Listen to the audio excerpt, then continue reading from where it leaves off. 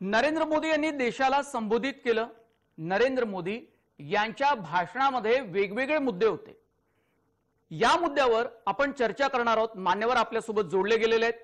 राजकीय विश्लेषक आहेत मकरंद मुळे आणि जयंत माइनकर। सोबतच तीन पक्षांचे प्रवक्ते आहेत। विनोद वाघ भाजपाचे प्रवक्ते आहेत, तर राजू वाघमारे हे काँग्रेसचे आणि रविकांत वरपे हे राष्ट्रवादी काँग्रेस पक्षाचे प्रवक्ते आहेत।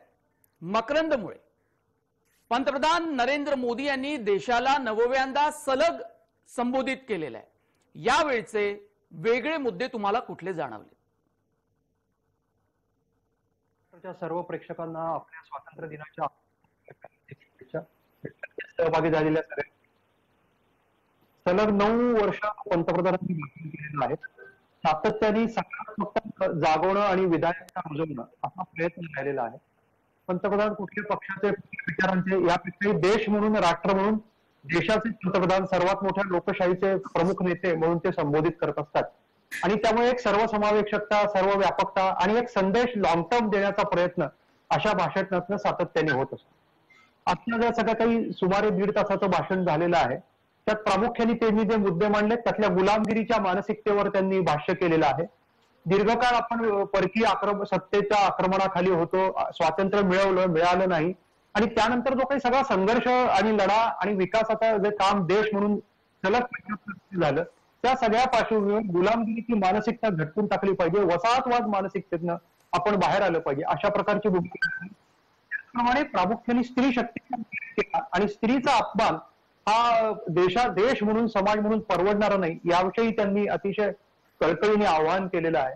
पंचप्राणांचा उल्लेख करून काय करता येईल आणि पुढच्या 25 वर्षात हा देश म्हणून कसं उभं राहिलं पाहिजे, विशेषतः युवा पिढीकडे, तरुणाईकडे ते खूप मोठ्या अपेक्षेने बघतायत आणि देश घडवायचा असेल तर सगळ्यांचा सहभाग असण्याची गरज आहे। हे जे सगळे शासन, प्रशासन, हे जी सगळ्या व्यवस्था आहेत ते त्यातले टप्पे, पण जनसहभाग वाढला पाहिजे यावर त्यांनी प्रामुख्याने सहभाग दिला। आणि त्याचप्रमाणे भ्रष्टाचार या एका मुद्द्यावर त्यांनी खूप महत्वाची भूमिका मांडली। भ्रष्टाचाराविरोधी प्रत्येकाचा छीड आहे, पण जेव्हा भ्रष्टाचार विरोधी लढाई करायची वेळ येते त्यावेळीची जी भूमिका आहे ती भूमिका सोडली पाहिजे। आणि एक केवळ राजकीय बाबत नाही, तर एकूणच परिवारवादातनं आपण शासन मुक्ती मिळवू शकू का, याविषयी त्यांनी भाष्य केलेलं आहे। मला असं वाटतं की छिद्रांवेशीपणामुळे किंवा नकारात्मकतेमुळे या भाषणावर टीका करता येईल। बघितलं पाहिजे ते देशाच्या पंतप्रधानांचं भाषण म्हणून या भाषणाकडे आपण कसं बघणार, कारण संपूर्ण जग मोठ्या लोकशाहीचा सोहळा अमृत महोत्सव 3 दिवसाचा जो कार्यक्रम आहे, आपण त्यावेळेस म्हटलं होतं की मीठ उचललं गेलं आणि छोट्या मिठाली क्रांती घडवली। मला असं वाटतं घराघरात तिरंगा लावणं अगदी मकरंद, मी जयंत माइनकर यांच्याकडे जाईल। देशाचा ज्या वेळा स्वातंत्र्य दिन किंवा गणराज्य दिन साजरा केला जातो, खास करून स्वातंत्र्य दिनाच्या निमित्तानं देशाचे पंतप्रधान जेव्हा बोलतात तेव्हा जगाचं लक्ष त्यांच्याकडे असतं। माइनकर, मला सांगा, पंतप्रधान म्हणाले की आम्हाला आमच्या सामर्थ्यावर विश्वास आहे, म्हणजे एकीकडे तुमच्या पंतप्रधानांच्या भाषणामध्ये तुम्ही देशाला संबोधित करत असतात आणि जगालाही काही नवं वेगळं सांगण्याचा प्रयत्न करत असतात। हे सगळे सांगताना परिवारवाद, भ्रष्टाचार या मुद्द्याकडे जाता जाता पंतप्रधानांनी लक्ष वेधलं। जाता जातानाही मुख्यत्वे माझ्या दृष्टीने परिवारवादावरच, ज्या एकमेव मुद्द्यावर भारतीय जनता पार्टीचा संपूर्ण प्रचार उभा आहे, त्याच मुद्द्यावर त्यांनी स्ट्रेस केलं असं मी मानतो। पण टीका करणारे आमच्यासारखे लोक छिद्रान्वेषी असू दे की अजून कोणी असू दे, आम्हाला जे दिसतं ते असं की हा परिवारवाद, त्यांचे 2 शब्द, ठीक आहे, परिवारवादाबद्दल तुम्ही म्हणताय तर हे मी अनेक वेळेला माझ्या अनालिसिस मध्ये सुद्धा सांगितलेलं आहे की भारतातल्या काँग्रेससह फक्त भारतीय जनता पार्टी आणि दोन्ही कम्युनिस्ट हे 2 ते 3 पक्ष सोडले तर सर्व पक्ष हे केवळ परिवाराधिष्ठित पक्ष आहेत आणि त्या परिवाराचा जो कोणी प्रमुख असतो तो या पक्षाचा अध्यक्ष किंवा पुढे लेजिस्लेचर पार्लमेंटरी विंगचा प्रमुख बनतो। आज त्यांनी त्याच्यामध्ये अजून भ्रष्टाचाराच्या बद्दल असं म्हणताना सांगितलेलं आहे की भ्रष्टाचार ज्यांनी केलेला, ज्यांच्यावर आरोप आहेत त्यांचंही आपण स्वागत करतो, त्यांनाही आपण काय मोठं काय नावाजतो। आता याचा संबंध कुठे बिहारशी आहे का? कारण आता बिहारमध्ये ज्या लालू प्रसाद यादवांच्यावर आरोप आहेत तेच लालू प्रसाद यादवांच्या सहकार्याने नितीश कुमार पुन्हा मुख्यमंत्री झाले. राव, तुमच्या मुद्द्यावरती आपण पुन्हा एकदा तुम्हाला बोलायला संधी देऊ. राजू वाघ आमच्यासोबत जोडले गेले फोन लाईन वरून. राजू वाघ, खूप स्वागत आहे आपलं. सर्वच मान्यवरांचं स्वागत करत असताना राजू वाघ हे फोन लाईन वरून जोडले गेलेले आहेत, काय बोलाल?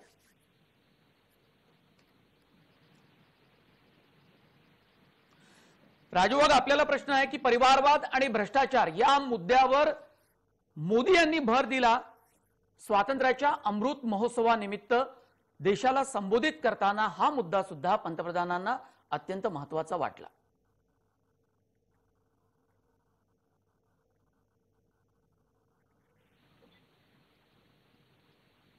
राजू वाघमारे. राजू वाघमारे, माझा आवाज आपल्यापर्यंत पोहोचतोय का? हो, पोहोचतोय. स्वातंत्र्याच्या अमृत महोत्सवानिमित्त पंतप्रधानांना भाषण करताना, देशाला संबोधित करत असताना परिवारवाद आणि भ्रष्टाचार हा महत्वाचा मुद्दा वाटला, असं जयंत माइनकरांचं म्हणणं आहे. काँग्रेसचे प्रवक्ता म्हणून आपली भूमिका काय?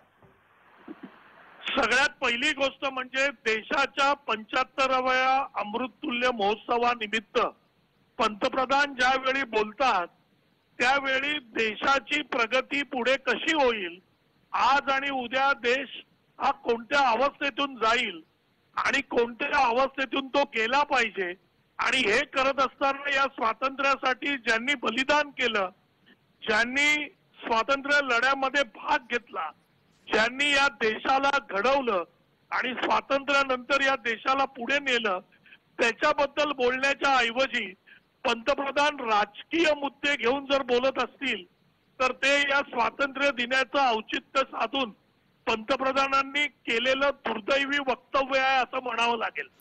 राजू वाघमारेंच्या या मुद्द्यावर, त्यांच्या या भूमिकेवर, मतांवर आपण विनोद वाघ, भाजपाचे प्रवक्ते, हे सुद्धा आपल्या सोबत आहेत. पटकन राजू वाघमारे यांच्या मुद्द्याला उत्तर देता आलं तर.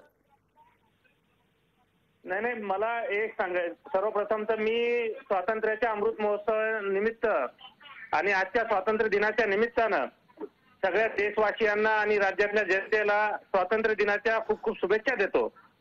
आणि दुसरी गोष्ट, आज सन्माननीय देशाचे पंतप्रधान यांनी जे भाषण केलं त्यावर राजू वाघमारे यांनी सांगितलं की त्यांनी देशाच्या व्यक्तींना, लोकांना संबोधित करायला पाहिजे होतं, पण खऱ्या अर्थानं आज त्यांनी खरंच देशाच्या लोकांना त्या ठिकाणी संबोधित करून देश कशा पद्धतीनं प्रगतिशील बनू शकतो आणि त्यासाठी देशाच्या प्रगतीला कुठल्या गोष्टीचे अडथळे ठरू शकतात, या दोन गोष्टीवर त्यांनी भाष्य केलं.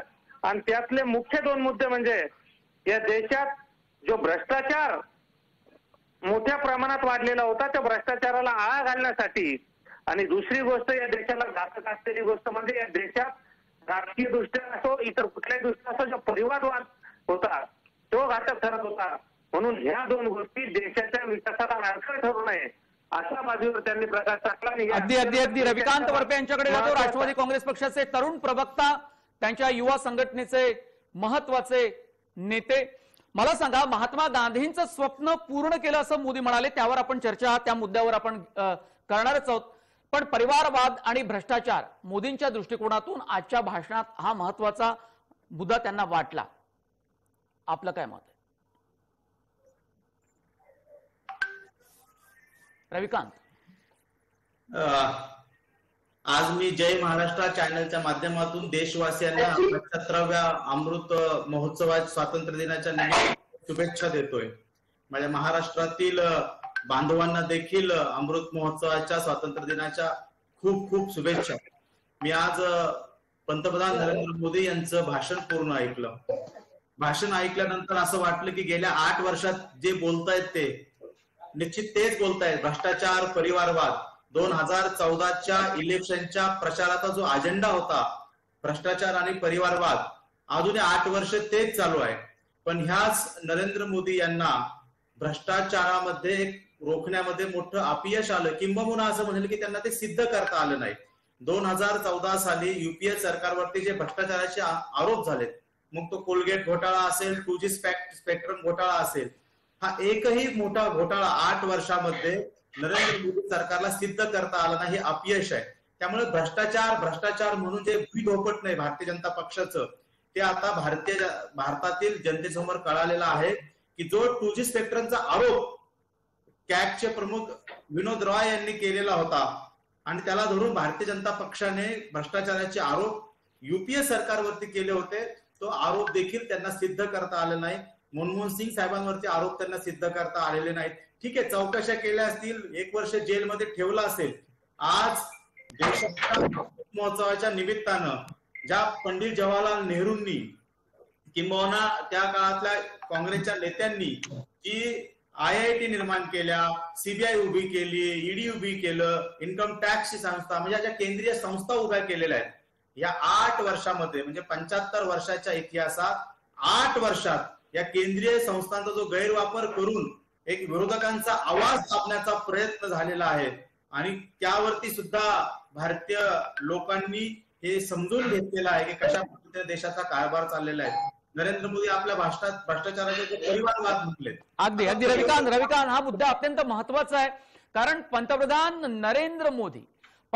नरेंद्र मोदी यांनी अत्यंत हा एक महत्वाचा त्यांच्या भाषणातला 1.5 तासातला महत्वाचा एक हाही मुद्दा होता. मकरंदमुळे स्वातंत्र्य बोलण्याचं, वागण्याचं यावर त्यांनी भर दिला. फ्रीडम ऑफ स्पीच घटनेमध्ये आणि संविधानामध्ये नमूद केलेलं आहे आणि त्यानुसार सगळ्यांना स्वातंत्र्य मिळाले. हे स्वातंत्र्य देशवासियांना बहाल केलं जातं. संघटनात्मक या देशाचा ढाचा, कॉन्स्टिट्यूशन या सगळ्याच मुद्द्यांना मोदी यांनी हात घातला. त्यांचं असं म्हणणं आहे, राष्ट्रवादी काँग्रेस पक्षाचं प्रवक्त्यांचं, की असं वातावरण या देशात राहिलं नाही. पण मोदींनी तर त्यावर भर दिला. मोदींनी त्याला बढावा देण्याचा, त्याला प्रोत्साहन देण्याचा प्रयत्न केला. कारण संविधान मानणारा हा देश आहे, संविधान मानणारं केंद्राचं सरकार आहे, असं मोदी भाषणात सांगत होते. मुळात असं आहे की आपण जय महाराष्ट्र वृत्तवाहिनी या वाहिनीच्या अजेंड्यावर चर्चा करतोय, मोदींच्या भाषणावर चर्चा करतोय. राजकीय पक्षांचे प्रवक्ते आणि विशेषतः ज्या पक्ष सत्तेत आहे त्याचे विरोधक यांनी अशी भूमिका घेणं स्वाभाविक आहे. त्यांनी टीकाच केली पाहिजे. त्यांना कौतुक कसं करून चालेल की हे भाषण खूप चांगलं आहे. त्यामुळे मुद्दा तो नाहीये. मुद्दा मला असं वाटतं की परत आपण कोणत्या पक्षाचे आहोत, कोणत्या विचारांचे आहोत, यापेक्षा स्वातंत्र्य दिनाच्या दिवशी आपल्याला आपल्या देशाचा पंतप्रधान जेव्हा संबोधित करतो देशवासियांना, तेव्हा काय दिसतं, काय संधी आपल्याला आहे, एक सामान्य जन म्हणून ह्या भाषणाकडे कसं बघतात त्याचं अधिक नेमकेपणाने विश्लेषण केलं पाहिजे. हे तर खरंच आहे की आपण एक लक्षात घेतलं पाहिजे. पहिल्या वर्षी त्यांनी स्वच्छता हा मुद्दा मांडला. स्वच्छता आणि आता ह्या वर्षातला 2022चा भ्रष्टाचार. आता याची सांगड ही काही केवळ राजकीय पक्षाच्या व्यवस्थेची किंवा विरोधकांवर कुरघोडी करण्याची नाहीये. ते एकूणच समाज व्यवस्था ही स्वच्छ असली पाहिजे. मग ती आरोग्याच्या दृष्टीने आणि ती आर्थिक घोटाळ्यांच्या दृष्टीने स्वच्छ असली पाहिजे. हा त्यातला एक मुद्दा आहे. दुसरा, अभिव्यक्ती स्वातंत्र्य, सहिष्णुता, हे मुद्दे गेले काही वर्ष चर्चिले गेलेले आहेत. आता राजकीय चर्चा करायची असेल तर आणीबाणी कोणी लादली होती, आणीबाणीत 18 मध्ये कोण तुरुंगात होतं, किती साहित्यिक कलावंत त्यावेळी त्यांच्यावर बंदी घातली होती, आकाशवाणीवर किती जणांना बोलू दिलं नव्हतं. त्यामुळे परत अशा प्रकारची खूप सोपं आहे आणि प्रत्येकाला देता येतील. पण अभिव्यक्ती स्वातंत्र्य नसती तर आपण मोदींवर टीका करू शकलो नसतो. मोदींवर टीका झालेली नाहीये का? बहुत का सौदागर पर्यंत आपण गेलो होतो. त्यामुळे परत मी सगळ्यांना विनंती करतो तुमच्या वाहिनीच्या माध्यमातून की आजच्या भाषणातले मुद्दे जे आहेत, जे पंचप्राणाची भूमिका मांडली आहे, 25 वर्षानंतरचा भारत आपल्याला कसा बघायचा आहे, आणि हे तर स्वाभाविकच आहे की केंद्र सरकारची जबाबदारी सर्वाधिक असणार आहे. कारण ते सगळ्यात आता यंत्रणांचे त्या अर्थी घटनात्मक प्रमुख आहेत. त्यामुळे त्यांच्या व्यवस्था, एकूणच मोदींच्या मंत्रिमंडळातले त्यांचे सहकारी यांचा व्यवहार कसा असणार. जिथे जिथे भारतीय जनता पार्टीचे सरकार आहेत त्यांनी तोही मुद्दा उपस्थित केलेला आहे की विकासात्मक राजकारण आणि विकासाची स्पर्धा राज्यात निर्माण झाली पाहिजे, अशा प्रकारची भूमिका मांडलेली आहे. तेव्हा भारतीय जनता पार्टी सत्तारूढ पक्षाकडून तर जबाबदारी अधिकच आहे. म्हणजे मोदींचं भाषण यशस्वी कधी होईल तर भाजपचे नेते, भाजपची सरकार जितकं चांगलं काम करतील तितकं ते भाषण यशस्वी होईल. परंतु दुसऱ्या बाजूनी अशा प्रकारची जेव्हा भाषणं होतात, वर्षातनं एक जेव्हा लाल किल्ल्यावरनं ध्वज झेंडा फडकतो, भाषण होतात, त्यातनं देशवासियांमध्ये संदेश जात असतो. एक नवी पिढी जी प्रत्येक वेळी तयार होत असते ती या अशात काही एक प्रेरणा घेत असते. त्या प्रेरणा निर्माण होत आहेत हे मला असं वाटतं. अगदी म्हणजे जग जितक्या आशेनं भारताकडे पाहतोय असं पंतप्रधान नरेंद्र मोदी म्हणाले. तसंच मोदी काय बोलतात त्यासाठी सुद्धा, त्याकडे सुद्धा देशवासियांचं लक्ष लागलेलं असतं, खास करून तरुणांचे ते आयकॉन आहेत देश आणि विदेशातही. तर या अर्थाने स्वातंत्र्य, समता आणि बंधुता ही त्या त्रिसूत्रीवर जो देश चालतो त्या देशामध्ये खऱ्या अर्थानं तिथले नागरिक हे सुखी आणि समाधानी असतात. खूप वेगवेगळ्या मुद्द्यांना स्पर्श करत असताना स्वातंत्र्य या देशवासियांना बहाल केलं जातंय, त्याला प्रोत्साहन दिलं जातंय. समता, बंधुता या सूत्रावर अंमल केला जातो. माइनकर असं मोदी म्हणाले. ज्या मुद्द्याचा उल्लेख वरपे यांनी केला, त्यांनी आपल्या पक्षाची भूमिका मांडली, पण त्याला जोडून मकरंद यांनी वेगळा मुद्दा मांडला. आपलं काय मत?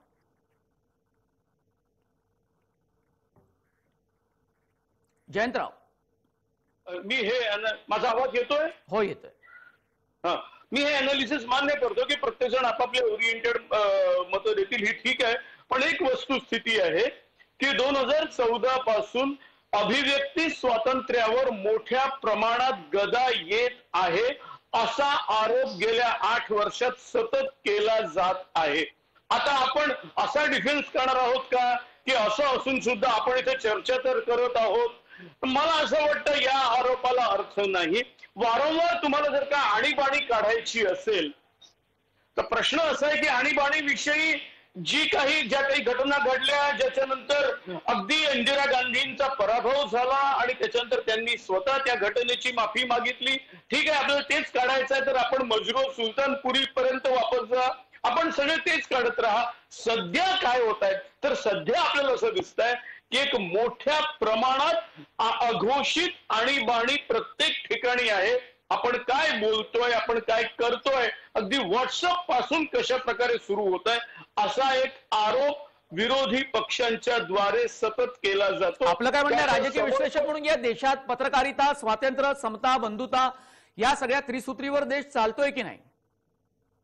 नाही, मला असं वाटतं याच्यावर बऱ्याच प्रमाणात कर्ब आणायचा प्रयत्न केला जात आहे, ही वस्तुस्थिती आहे. याच्यावर जिथे जिथे जमेल तिथे साम दाम दंड भेद हे सगळे वापरून जिथे जमेल तिथे या मीडियाला एक प्रकारे किंवा इतरही ठिकाणी हा एक प्रकारे अघोषित आणीबाणीचा प्रकार होत आहे असं मला वाटतं. विनोद वाघ भाजपचे प्रवक्ता आपल्यासोबत जोडले गेलेले आहेत फोन लाईन वरून. विनोद वाघ, स्वातंत्र्य, समता, बंधुता या त्रिसूत्रीवर भारत चालतोय आणि त्याला प्रोत्साहन देण्याचं काम हे सातत्यानं केलं जाईल असं मोदी म्हणाले. देशांतर्गत राज्यामध्ये स्पर्धा असली पाहिजे असंही म्हणाले. पण देशांतर्गत जी राज्य भाजपची नाही आहेत, भाजपेतर आहे, तिथे या सगळ्या गोष्टी होत आहेत का? या सगळ्या मूल्यांची जपणूक होते आहे का? निश्चितपणे, कारण देशाचे पंतप्रधान म्हणून ज्यावेळेस ते शपथ घेतात त्यावेळेस ते कुण्या एका पक्षाचे राहत नाही, ते संपूर्ण देशाचे पंतप्रधान असतात. आणि ज्यावेळेस सन्माननीय मोदीजींनी देशाचे पंतप्रधान म्हणून त्या ठिकाणी शपथ घेतली त्याच दिवशी त्यांनी सांगितलं होतं की माझा नारा असेल सबका साथ आणि सबका विकास. ज्यावेळेस सबका साथ आणि सबका विकास हे घोषवाक्य घेऊन ते काम करतात त्यामध्ये सर्व सामावलेलं आहे. त्यावेळेस मग कुठल्याही राज्यात कुणाची सत्ता असो त्या सगळ्यांना मदत करणं आणि सगळ्या राज्यांना पुढे नेणं, कारण प्रत्येक राज्य जर एक एक राज्य पुढे गेलं तरच आपला देश पुढे जाईल, या प्रांजळ आणि प्रामाणिक भावनेनं सन्माननीय पंतप्रधान त्या ठिकाणी काम करतायत आणि त्या पद्धतीने त्यांची वाटचाल या ठिकाणी आपल्याला दिसते. आजच्या स्वातंत्र्य दिनाच्या भाषणाच्या दिवशी सुद्धा त्यांनी जे मुद्दे मांडले त्यातून सुद्धा आपल्याला स्पष्टपणे तेच जाणवतंय की त्यांना या देश कसा प्रगतीच्या दिशेने जाईल, कसा देश आपल्या प्रगतीच्या दिशेने वाटचाल करेल यासाठी ते प्रामाणिकपणे प्रयत्न करतायत. आणि यासाठी सगळ्यांना सोबत घेऊन ते काम करण्याचा प्रांजळपणे या ठिकाणी प्रयत्न करतायत. आणि आपण सुद्धा त्याच भावनेनं त्यांना या ठिकाणी साथ दिली पाहिजे. त्यात राजकीय तर्कवितर्क न लावता, त्यात वेगवेगळे राजकीय गोष्टी न आणता खऱ्या अर्थानं राजकीय दृष्टिकोन बाजूला सारून देश हिताची भावना त्या ठिकाणी लक्षात ठेवून सन्माननीय पंतप्रधानांच्या विचाराला आपण अनुसरून त्या ठिकाणी काम केलं पाहिजे, तरच खऱ्या अर्थानं देश प्रगतीच्या दिशेने जाईल. मात्र आपण त्या विनाकारण फाटे फोडून त्याला राजकीय रंग देऊन जर त्यात आपण जशा भावनेनं बघू तसं आपल्याला ते दिसलं. परंतु मला नाही वाटत की सामान्य पंतप्रधानांनी या ठिकाणी चुकीचं काही असं बोललं. ते उलट देशाच्या हितासाठीच या ठिकाणी त्यांनी वक्तव्य केलं आणि ते महत्वाचं होतं. कारण आजही संपूर्ण देश लाल किल्ल्यावरून त्यांचं भाषण ऐकत असतो आणि त्यांच्या भाषणाच्या दृष्टीने देश वाटचाल करत असतो. विनोद वाघ, तुमच्या या मुद्द्यांवर काही बोलण्यासारखं राजू वाघ यांच्याकडे निश्चितपणे असेल. राजू वाघ, कसं आहे की भाजपचे प्रवक्ते आणि भाजपचे, कारण ते देशाचे पंतप्रधान म्हणून मोदी साहेब बोलत नाहीये, ते एका पक्षाचे नेते ह्या दृष्टीने त्यांचं भाषण लाल किल्ल्यावरच झालेलं आहे. कारण राजकीय भाषण करण्याच्या ऐवजी स्वातंत्र्य दिनी देशाबद्दल बोलणं, देशाच्या प्रगतीबद्दल बोलणं याच्यावर त्यांचा भर पाहिजे होता.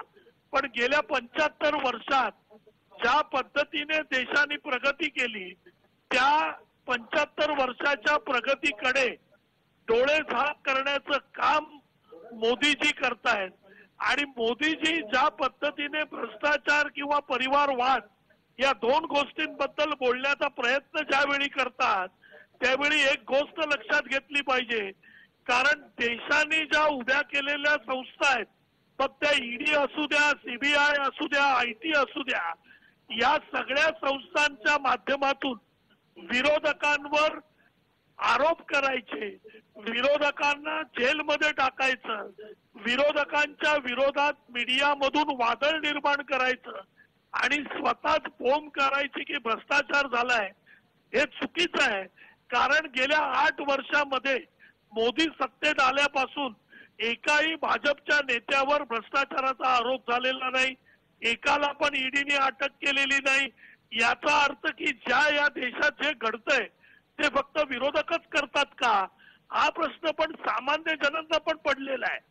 कारण जर तुम्ही बघाल तर या देशामध्ये अघोषित आणीबाणी म्हणण्यापेक्षा ऑलरेडी हुकुमशाहीची सुरुवात झालेली आहे.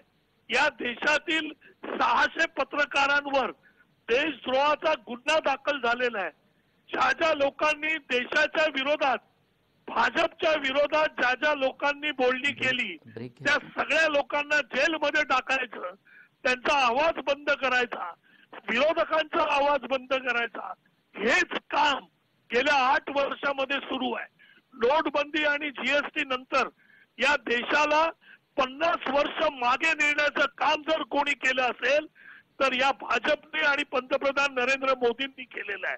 हे मला दुर्दैवाने सांगावं असं वाटतं. राजू वाघजी, एक छोटासा ब्रेक घेतो. देश महासत्तेच्या दिशेनं वाटचाल करत असताना काँग्रेसचा आरोप आहे की 50 वर्ष या देशाला मागे घेऊन गेलंय मोदी सरकार. सलग 9व्यांदा देशाला लाल किल्ल्यावरून संबोधित करत असताना काँग्रेसचा हा आरोप अत्यंत गंभीर आहे आणि त्यावर भाजपचं म्हणणं काय तेही आपण जाणून घेऊया. वेळ झाली एका छोट्या ब्रेकची, लगेचच परत येतोय. कुठे जाऊ नका, पाहत राहा विशेष चर्चा स्वातंत्र्य दिनाच्या निमित्तानं.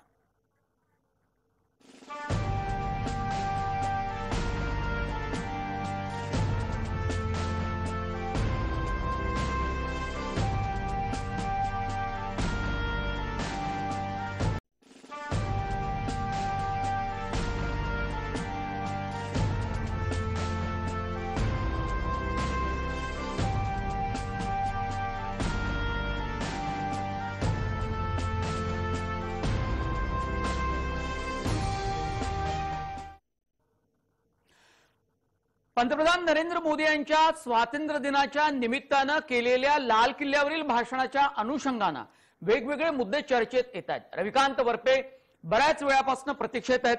रविकांत वरपे, राजू वाघमारे म्हणाले तीच आपली भूमिका आहे की वेगळी?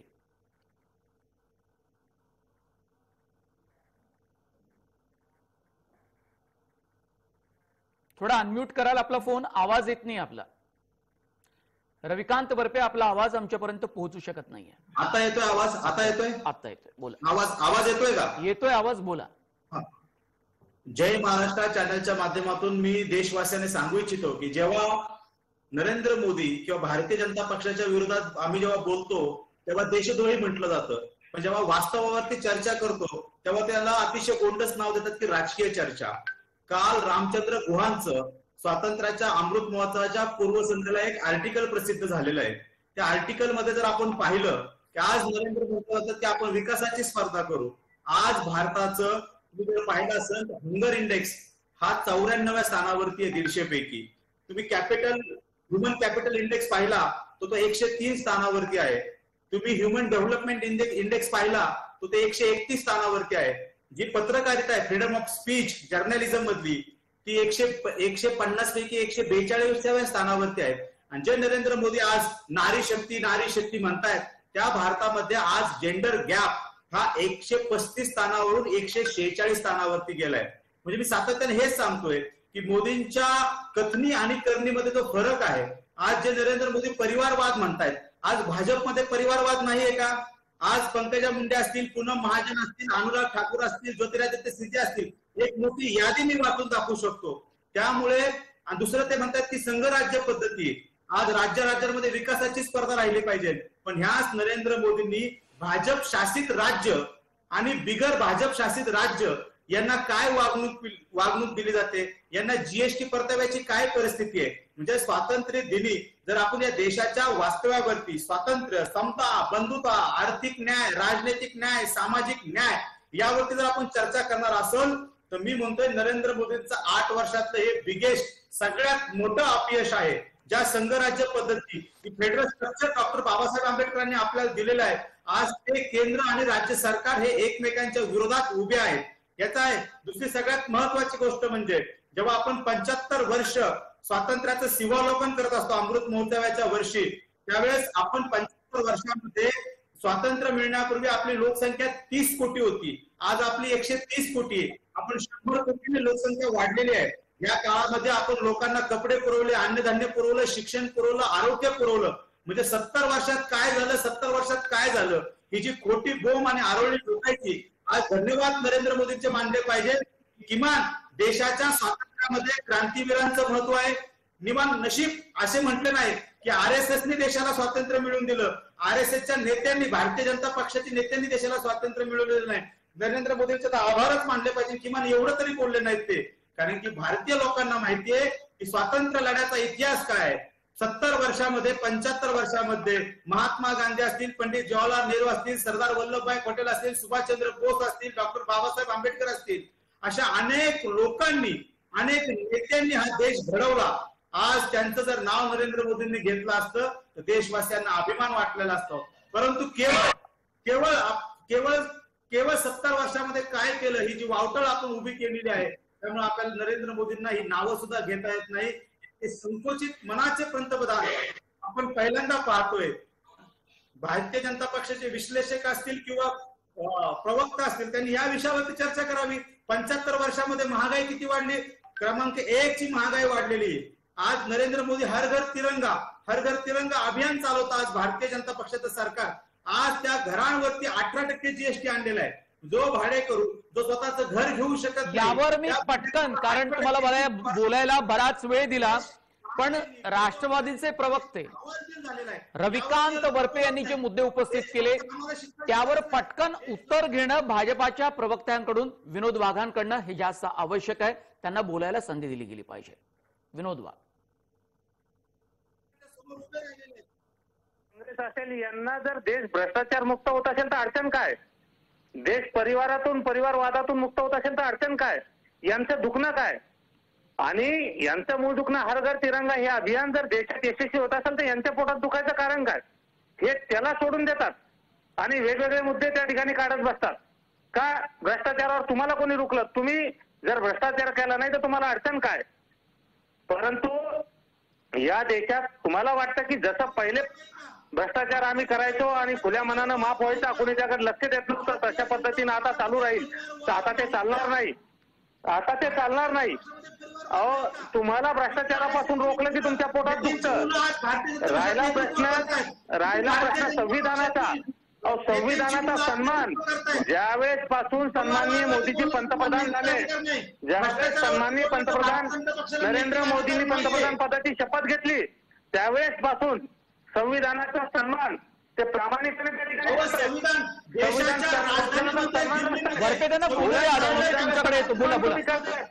संविधानाचा अपमान तुम्ही करताय. वारंवार जर बघितलं की तुम्ही संविधानाचा अपमान करताय. कुठल्या घटनेमध्ये लिहिलं कुठल्या घटनेमध्ये लिहिलेलं आहे? कुठल्या संविधानामध्ये लिहिलेलं आहे? रविकांत वरपे, मी तुम्हाला थांबवतोय आता, कारण तुम्हाला बोलण्याची संधी दिली. मी परत तुमच्याकडे येईल, पण आता विनोद वाघ बोलतायत, भाजपाची बाजू मांडतायत, मोदींची बाजू मांडतायत, त्यांना मांडू द्या. मी संविधान ते म्हणतात, संविधानात सुद्धा अशी तरतूद आहे की संविधानात कुठं सांगितलंय की भ्रष्टाचार करू द्या? संविधानानं भ्रष्टाचार रोखायला सांगितलं आणि त्या संविधानानुसार एखाद्यावर कारवाई करत असताना तुम्ही त्याची पाठराखण करता. एखाद्या भ्रष्टाचाराला जेलमध्ये टाकू नये म्हणून तुम्ही आंदोलन करता, पण संविधानाचा अपमान खऱ्या अर्थानं तुम्ही करताय. संविधानाचा सन्मान भारतीय जनता पार्टी, त्या देशाचे पंतप्रधान सदैव करत आले आणि करत राहील. बाबासाहेबांचा सन्मान, ज्या सन्माननी बाबासाहेबांनी घटना लिहिली त्या सन्माननीय बाबासाहेबांचा सन्मान या ठिकाणी भारतीय जनता पार्टी सदैव करत आली, करत राहील. म्हणून ज्यांनी ज्यांनी देशाच्या स्वातंत्र्य युद्धात योगदान दिलं, स्वातंत्र्य लढ्यात योगदान दिलं, त्या प्रत्येकाचा सन्मान भारतीय जनता पार्टी करते आणि प्रत्येकाच्या मनात आज त्यांचं आदराचं स्थान आहे. ते काही तुम्ही आम्हाला शिकवायची गरज नाही. परंतु यांच्या अंगावर आलं की यांना मात्र संविधान हे विसरतात, ते देशभक्ती विसरतात. यांना कशाचं काही देणं घेणं नाही. फक्त आपल्या घरावर कोटी येऊ नये, आपल्या घरावर दगड येऊ नये एवढंच यांचं काम त्या ठिकाणी असतं.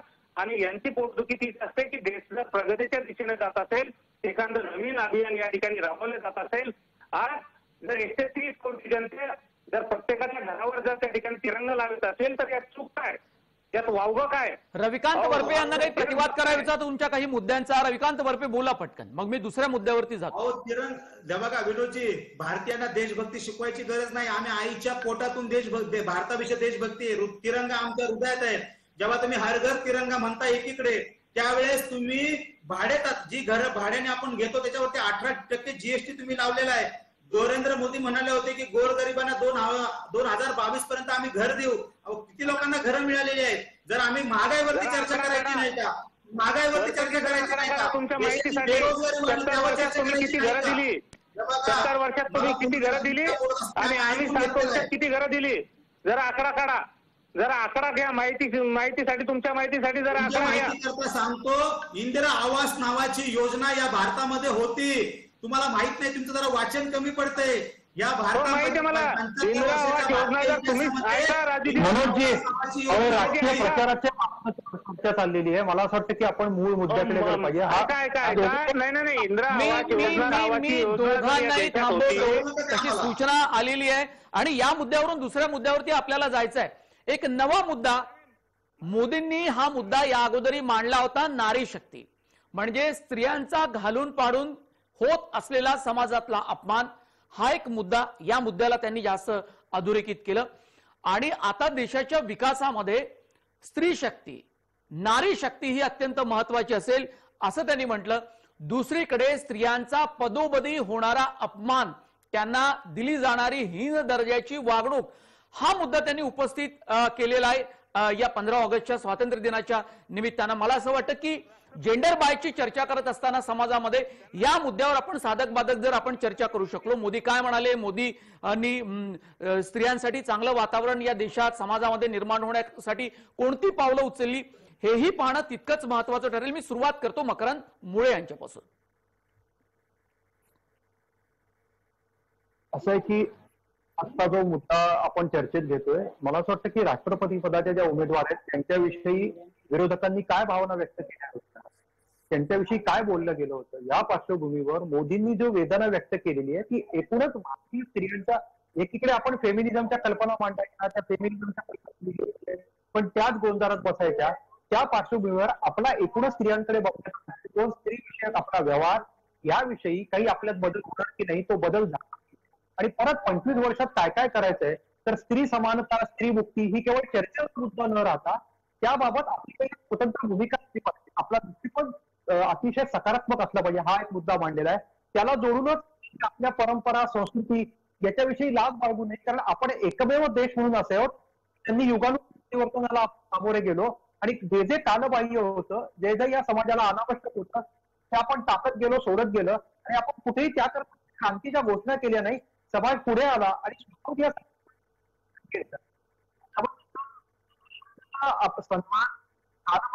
शोधणं आणि त्यातून आपल्या ज्या काही परंपरा आहेत, आपल्या जो काही संस्कृती अभिमान बाळगणं. आणि तिसरा मुद्दा स्वदेशीची चळवळ, स्वराज्य हा जो त्यांनी मुद्दा मांडला, मला असं वाटतं की ह्याच्यातनं जो काही परत ते बघायचं असतं नाहीये. अशा प्रकारची जी मानसिकता आहे त्यातनं प्रश्न सगळे मिळून पुढे आले आणि एकीकडे प्रश्नांची काही जंत्री केलीच पाहिजे, समस्या मांडल्याच पाहिजेत, पण उत्तर शोधण्याकरता समाजाला तयार करणं, त्याला सामर्थ्य देणं, त्याच्याकरता पायाभूत सुविधांचा विकास करणं सरकार म्हणून, प्रशासन म्हणून ही जबाबदारी आहे. त्या जबाबदारीविषयी मी आज बात करतो. काँग्रेसची जेव्हा सत्ता होती त्यावेळेला विरोधक असं बोलायचे की स्त्रियांना समान न्यायाची भूमिका त्यांच्या काळामध्ये ही अवलंबिली जात नाही किंवा स्त्रियांना राजकारणात, समाजाच्या वेगवेगळ्या क्षेत्रामध्ये एक नीट प्रतिनिधित्व, साजेसं प्रतिनिधित्व दिलं जात नाही. आता केंद्रात सरकार मोदींचं आहे आणि वेगवेगळ्या राज्यात त्यांची सत्ता आहे आणि ती सत्ता इतकी मजबूत होऊ पाहते की काही ठिकाणी दुसरी सत्ता येईल की नाही याचीही शक्यता वाटत नसताना त्या राज्यात आणि देशामध्ये माइंडकर खऱ्या अर्थानं स्त्रियांना स्वातंत्र्य बहाल केलं गेलं आहे का, त्या राज्यामध्ये स्त्रियांना प्रतिनिधित्व दिलं गेलं आहे का, किंवा वेगवेगळ्या क्षेत्रामध्ये स्त्रिया ज्या पुरुषांच्या खांद्याला खांदा लावून जगू पाहतायत, विकास करू पाहतायत, पुढे जाण्याचा प्रयत्न करतायत, तसं होताना देशामध्ये आणि वेगवेगळ्या राज्यांमध्ये दिसतं का? आपलं काय विश्लेषण? अगदी साधं वाक्य आहे. महाराष्ट्रात आता 18 जण कॅबिनेटमध्ये घेतले, त्यातली एक तरी महिला आहे का? त्यामुळे तो प्रश्न आपण 2 मिनिटाकरता 1 सेकंदाकरता आपण बाजूला ठेवू. मला जरा काही वेगळे मुद्दे मांडायचे. ठीक आहे की नाही, या मुद्द्यावर आपण चर्चा करू. म्हणजे आताचा मुद्दा तो नारी शक्ती हा मुद्दा आहे. हा, तर ते त्याच्यावर बोलतोय. राष्ट्रपती जर का महिला आहेत आणि त्यांचा मान ठेवला वगैरे असं पण म्हटलं जातं, अगदी चांगली गोष्ट आहे, ती वस्तुस्थिती आहे. पण हेच नरेंद्र मोदी या आधी अगदी पंतप्रधान असताना किंवा गुजरातचे मुख्यमंत्री असताना सुद्धा आपल्या भाषणातून आणि जाहीर सभेतून काँग्रेसच्या अध्यक्षा सोनिया गांधी यांच्याबद्दल आणि त्यांच्या इटालियन असण्याबद्दल कशा प्रकारे बोलत होते, त्यांची एक प्रकारे कशी खिल्ली उडवत होते, हे स्त्री दाक्षिण्य आहे का? की हे त्या केवळ एका परकीय भूमीवर त्यांचा जन्म झाला म्हणून ते त्यांचं म्हणणं योग्य आहे की आता आपण त्यांना उत्तर द्यायचं नाही? सोनिया आणि प्रियंका यांच्याबद्दल नाही, मला असं वाटतं, मी मकरंद मुळे मी तुमच्यामध्ये कधीही बोललेलो नाही. तुम्ही ते पालन करा, नाही तर तुमच्यामध्ये सुद्धा मी प्रत्येक वेळेला बोलू शकतो. मी तुमच्या प्रत्येक मुद्द्यावर बोलू शकतो. मी तुमच्या मुद्द्यावर बोलत नाहीये, मी माझं बोलणं सुरू आहे. तुम्ही मध्ये का बोललात? प्रश्नच नाहीये ना. तुम्ही सोनिया गांधींना नावं ठेवली,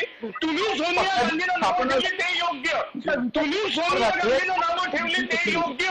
परंतु अधीर रंजन चौधरी जर का राष्ट्रपत्नी बोलले तर ती फार मोठी चूक. हा कोणता तुमचा न्याय स्वतःचा? बरं, मी मांडत तर मला मांडू द्या ना.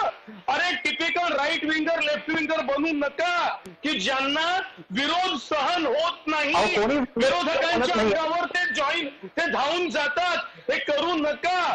विरोध सहन करण्याची ताकद ठेवा. दुसऱ्याला पूर्ण बोलू द्या. मगाशी विनोद वाघ सुद्धा दुसऱ्याला बोलू देत नव्हते. जे दुसरे बोलतात रागवण्याची गरज, जे दुसरे रागवलं कशाला पाहिजे? जे दुसरे प्रत्येकाला मत आहे, स्वातंत्र्य आहे. दुसरे बोलतात त्यांना बोलू द्या. आज तुम्ही एका वेळेस विनोद वाघ आणि मकरंद मुळे तुम्ही दोघंही एकाच वेळेस एक साधं वाक्य, माझं एक साधं वाक्य आहे, सोनिया गांधींवर जेव्हा नरेंद्र मोदी टीका करत होते ते स्त्री दाक्षिण्य ठेवून केलेलं आहे का? याचं उत्तर तुम्ही देत नाही. तुम्ही दोघेही जण इतर गोष्टी बोलत आहात, तुम्ही महत्वाच्या मुद्द्यावर बोलत नाही. तर सोनिया गांधींवर केलेली नरेंद्र मोदींची टीका योग्य होती का? ते स्त्री दाक्षिण्य होतं का? आम्हालाही अभिमान आहे, आदिवासी महिला या देशाची राष्ट्रपती झालेली आहे म्हणून.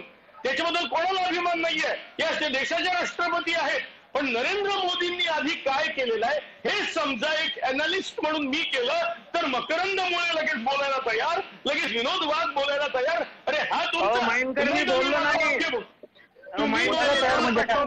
मला दोघांचेही एक लक्षात ठेवा, एक टिपिकल ऐका वादामध्ये खूप वेळ जाईल. ज्यांना बोलण्याची संधी मिळते त्या वेळेला त्यांनी बोललेलं बरं राहील. तुम्हाला त्यांना काउंटर करता येईल, प्रतिवाद करता येईल. मी राजू वाघ यांच्याकडे जाण्यापूर्वी 2 वाघ आपल्याकडे आहेत, 2 वेगवेगळ्या पक्षांचे वाघ एकमेकांना भिडतातही आहे. पण यातून जर काही साधक बाधक जर चर्चा आपल्या हाती लागली, काही मुद्दे आणि त्याचं जर विश्लेषण करता आलं आणि काही मुद्द्यांची सोडवणूक करता आली तर खूप बरं होईल. विनोद वाघ, आताची नारी शक्तीच्या अनुषंगानं होणारी जी चर्चा त्यात मला आपलं मत अपेक्षित आहे. देशामध्ये अशा प्रकारचं सामाजिक राजकीय प्रतिनिधित्व भाजपकडून केंद्राकडून दिलं गेलं का, किंवा नुसतंच भाषणामध्ये त्याचा उल्लेख केलाय पण प्रत्यक्षात त्यावर अंमलबजावणी पूर्वी किती झाली आणि होण्याची किती शक्यता आहे? आणि मला सांगा की राष्ट्राची प्रथम नागरिक म्हणून राष्ट्रपती महोदया द्रौपदी मुर्मूजी यांना ज्यावेळेस राष्ट्रपती पदाचे उमेदवार त्या ठिकाणी केलं, याच विरोधी पक्षाच्या लोकांनी त्यांच्यावर जहरी टीका केली, त्यांना विरोध केला, त्यांच्या विरोधात उमेदवार दिला आणि आज नारी शक्तीबद्दल हे बोलतायत. अहो, नारी शक्तीचा सन्मान या ठिकाणी आम्ही करतोय, करत राहणार, परंतु यांनी आम्हाला शिकवावं का द्रौपदी मुर्मू एक महिला नव्हत्या, त्यांच्यावर का टीका केली, त्यांच्या विरोधात का उमेदवार दिला. परंतु फक्त भाषणातून नारी शक्तीबद्दल बोलायचं आणि प्रत्यक्षात कृतीतून मात्र महिलांचा विरोध करायचा, महिलांना अपमानित करायचं. राज्यात सुद्धा हे असंच घडलेलं आहे. अनेक महिलांच्या बाबतीत आपल्याला कळेल की कशा पद्धतीची टीका टिप्पणी यांच्याकडून त्या ठिकाणी होते. त्यामुळे यांना महिलेच्या बाबतीत बोलण्याचा अधिकारच नाही, हा नैतिक अधिकार यांनी गमावलेला आहे. हे काय बोलतील. नारीचा शक्तीचा अभिमान आम्ही या ठिकाणी राखतो, पुढेही राखणार आणि म्हणूनच आज देशाच्या सर्वोच्च पदावर या ठिकाणी राष्ट्रपती म्हणून या ठिकाणी एक देशातली सर्वसामान्य महिला त्या ठिकाणी विराजमान झाली आणि हा आपल्या देशासाठी अभिमानाची गोष्ट आहे, आपल्या देशासाठी स्वाभिमानाची गोष्ट आहे. जर भारतीय जनता पार्टीला नारीचा अभिमान नसता तर आम्ही त्या ठिकाणी राष्ट्रपती पदाची उमेदवार महिला दिलीच नसती. मग असं असताना सुद्धा राष्ट्रपती पदाचे उमेदवार महिला उमेदवारांना विरोध करणारे आज नारी शक्तीच्या मोठ्या मोठ्या बाता या ठिकाणी करतात, मोठ्या मोठ्या गोष्टी या ठिकाणी करतात, ओरडून सांगतात. आणि जयंत माइनकर या ठिकाणी आरोप लावतात की मी मध्ये बोललोच नाही. त्या ठिकाणी वरपेजी मध्ये बोलत होते. ज्यावेळेस माझी बोलण्याची वेळ येईल त्यावेळेस मी या ठिकाणी बोलतो. परंतु काही बघायचं नाही, उठसूट आरोप लावायचे, अशा पद्धतीनं तुम्ही या ठिकाणी करू नका. जे सत्य आहे ते चर्चेत येऊ द्या आणि चर्चेतून त्या ठिकाणी सिद्ध होईल काय खरं काय. रविकांत वरपे यांच्याकडे जातो विनोद वाघ. रविकांत वरपे यांच्याकडे गेलं पाहिजे कारण राष्ट्रवादी काँग्रेस पक्षाच्या खासदार सुप्रिया सुळे आणि त्यांचे एकंदरीत महिला संघटन यांनी राजसत्ता शिवाय ग्रामीण भागामध्ये स्त्रियांना प्रतिनिधित्व कसं मिळावं, एकंदरीत बचत गटाच्या माध्यमातून सुप्रिया सुळे यांनी केलेलं काम याचा उल्लेख यासाठी करतो की राजकीय पक्षामध्ये वेगवेगळ्या अंगानं जे काम स्त्रियांसाठीचं होतं ते खरंच चांगलं असतं, कोणत्याही पक्षाचं असतो, त्यातून स्त्रियांना त्याचा थेट फायदा होतो. ग्रामीण भागात खरं तर फायदा होण्याची खूप गरज आहे. असं सगळं होताना जे नारी शक्तीच्या अनुषंगानं आपल्याला जे सगळे काही मुद्दे आपल्याला पाहायला मिळतात त्यात तुमची भूमिका मला जाणून घ्यायची आहे की देश नारी शक्तीच्या अनुषंगानं म्हणजे स्त्री शक्ती जर आपण पाहिली तर ती वेगवेगळ्या क्षेत्रात दिसते का. आणि नरेंद्र मोदी म्हणालेत की देशाच्या विकासात नारी शक्तीचा अत्यंत महत्वाचा वाटा असेल, स्त्रियांचा महत्वाचा वाटा असेल. तो यापूर्वी 9 वर्षात आपल्याला किती दिसला आणि पुढे किती होण्याची शक्यता आहे. या वाहिनीच्या माध्यमातून निश्चित मला सांगायला आवडेल की आज पंतप्रधान नरेंद्र मोदी यांनी जे भाषण केलं त्याच्या जो नारी शक्तीचा त्यांनी जो मुद्दा मांडलेला आहे, मला एक सांगायला आवडेल की राष्ट्रवादी काँग्रेस पक्षाचे नेते आदरणीय शरदचंद्रजी पवार साहेब आणि काँग्रेसने स्थानिक स्वराज्य संस्था, ग्रामपंचायत, पंचायत समिती, जिल्हा परिषद, नगरपालिका, महानगरपालिकामध्ये महिलांना 50% वाटा दिलेला आहे. इतका मोठा क्रांतिकारी निर्णय महिलांच्या बाबतीत आमच्या काळामध्ये झालेला आहे. आज नरेंद्र मोदी जे म्हणतायत की स्त्रिया निर्णय घेऊ लागलेल्या आहेत, पण त्या स्त्रिया निर्णय घेत आहेत कुठे? त्या स्थानिक स्वराज्य संस्थांमध्ये घेत आहेत. आणि स्थानिक स्वराज्य संस्थेमध्ये 50% आरक्षण आदरणीय पवार साहेबांनी आणलेलं आहे.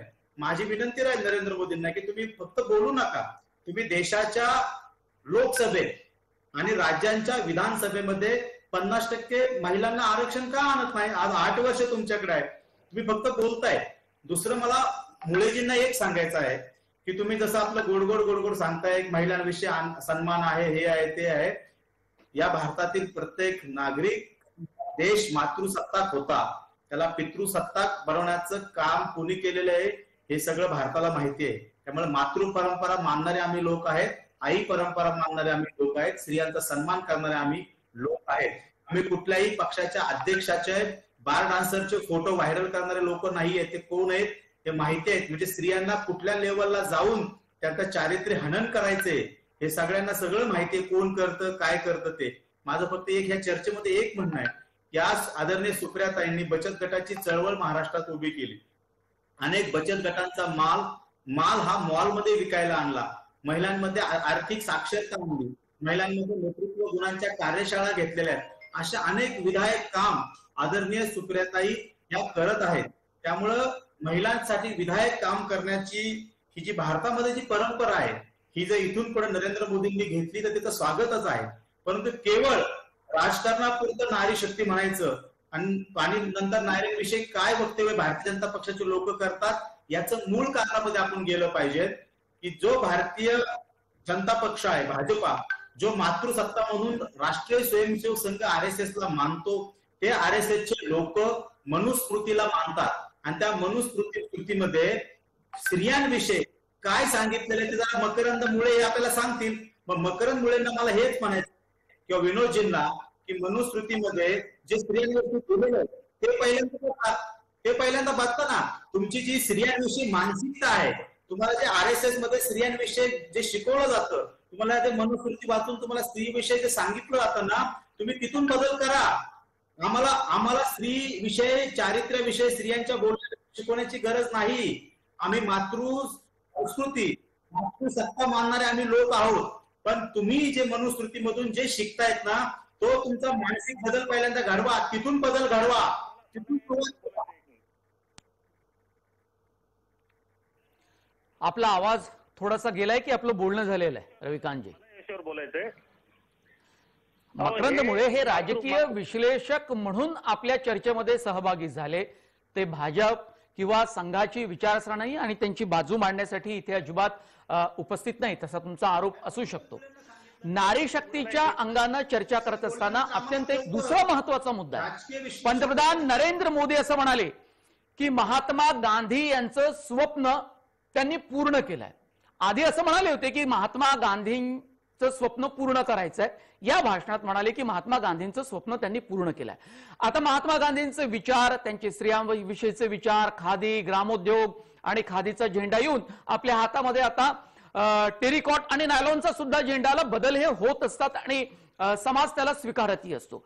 पण गांधींचे सगळ्याच पातळीवरचे स्वावलंबन, स्वदेशी, ग्रामीण विकासाच्या संदर्भामध्ये शहरांबद्दलचे त्यांचे विचार, देशाबद्दलचे विचार, समता, एकता, बंधुता, सर्वच विचार वेगवेगळ्या अंगाने त्याचा अभ्यास होत असतो. देश विदेशातले अभ्यासक सातत्यानं नवनवी पुस्तकं लिहिताना आपण पाहतो. हे सगळं करत असताना राजकारणात त्यांच्या विचाराचा अवलंब किती होतो तो करण्याचा प्रयत्न काँग्रेसने केला, काँग्रेसवर टीका केला. आता भाजप आणि नरेंद्र मोदी पक्षाचे महत्वाचे नेते आणि या देशाचे पंतप्रधान म्हणून त्यांच्या विचारांचा पुनरुच्चार जागोजागी करत असतात. स्वच्छतेचा विचार असेल किंवा आणखी काही त्यांचे महत्वाचे विचार असतील. मी सुरुवात करतो आता जरा मकरंद मायेंकर यांच्यापासून. महात्मा गांधींचं स्वप्न मोदींच्या काळात पूर्ण झालं का आणि मोदींना ते किती अभिप्रेत?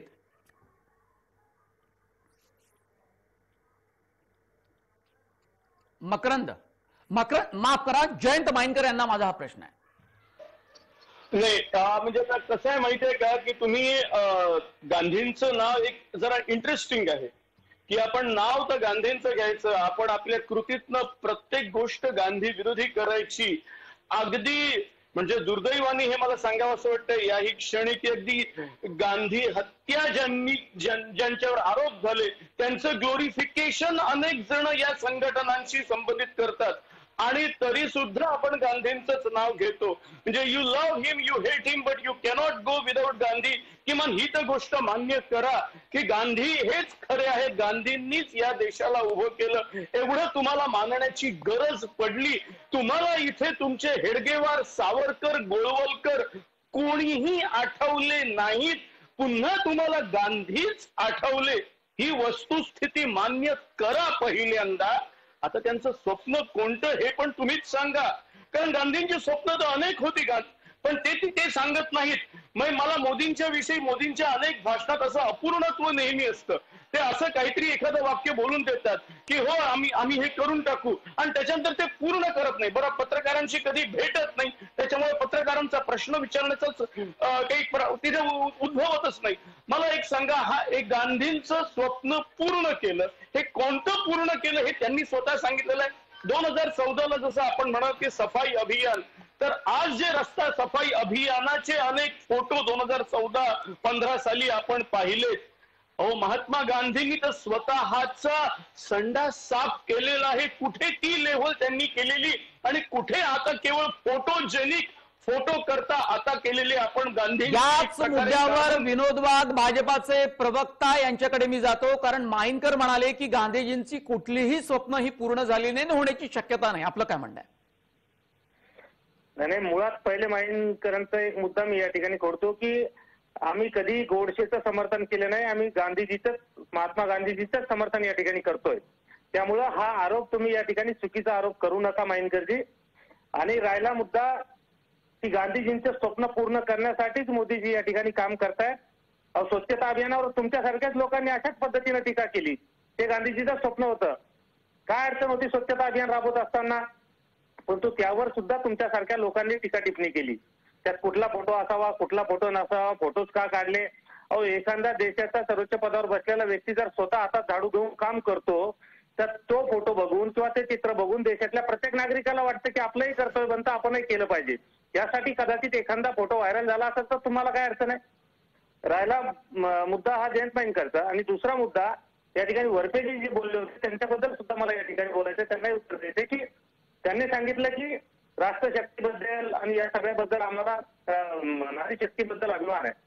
भारत माता की जय म्हणणाऱ्या लोकांसोबत तुम्ही या ठिकाणी भारत माता की जय म्हणणाऱ्याला विरोध करणाऱ्या लोकांचं तुम्ही समर्थन करताय.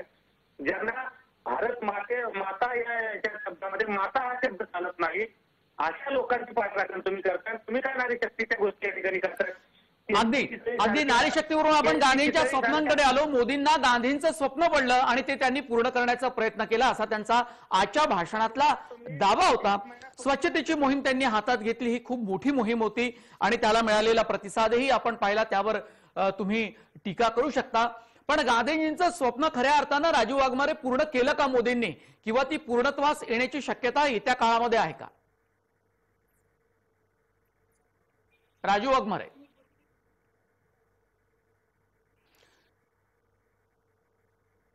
राजू वाघमारे यांच्याशी आपण संवाद साधण्याचा प्रयत्न केला. रविकांत वरपे, आपल्यालाही हाच प्रश्न आहे. विनोदजी जेव्हा म्हणतायत त्यांना मला एक आठवून द्यायचं की तुमच्या चंद्रकांत पाटलांनी सुप्रियातांची लेखी माफी मागितलेली आहे. त्यामुळे नारी शक्ती विषयी चंद्रकांत पाटलांनी सांगितलं की घरी जावा, स्वयंपाक करा, भांडे घासा. हे तुमचे नारी शक्तीचे विचार या महाराष्ट्राला माहिती आहेत.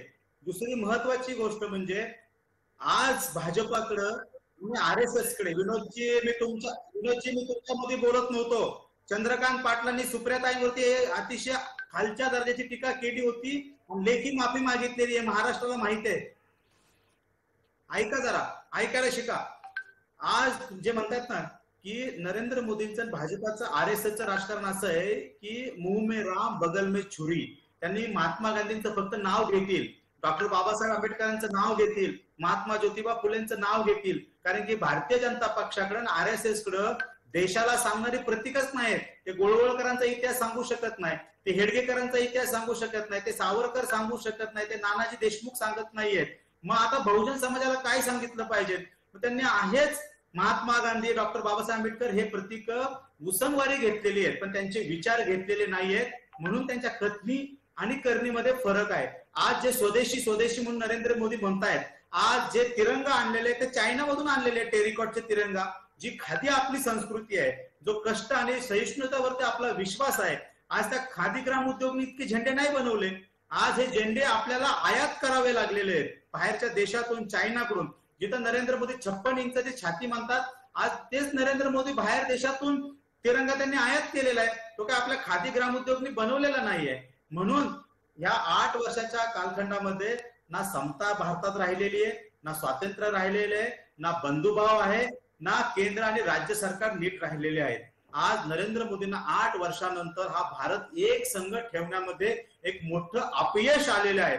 आणि त्या अपयशावरती स्वातंत्र्य दिनी जर चर्चा होत असेल तर मी जय महाराष्ट्राचे आभार मानतो. खूप धन्यवाद सर्व मान्यवरांचे. 2 राजकीय विश्लेषक मकरंद मुळे आणि जयंत माईनकर, रविकांत वरपे सोबत विनोद वाघ आणि राजू वाघ, सर्व मान्यवरांचे पुन्हा एकदा मी धन्यवाद मानतो. या चर्चेमध्ये इथेच थांबतो. ताज्या बातम्यांसाठी आपण पाहत राहा जय महाराष्ट्र. पुन्हा एकदा सर्वांना स्वातंत्र्याच्या अमृत महोत्सवानिमित्त खूप खूप शुभेच्छा.